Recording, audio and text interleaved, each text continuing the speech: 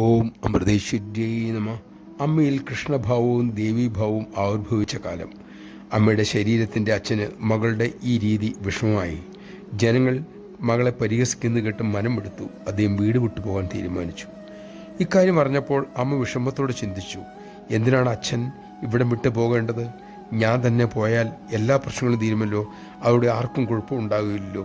ഈ ചിന്ത ഉദിച്ചതും ആ നിമിഷം തന്നെ പഴയൊരു പത്രക്കടലാസിൻ്റെ ഒരു കഷ്ണം പറന്നു വന്ന് അമ്മയുടെ പാദത്തിൽ വീണു.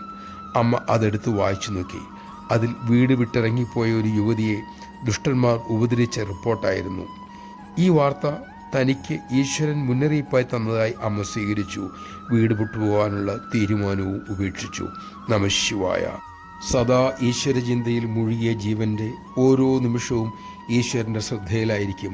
അവനൊരിക്കലും ഒരു കാലത്തിലും ഒരു പ്രശ്നവും ഉണ്ടാകാതെ ഭഗവാൻ കാത്തുകൊള്ളും.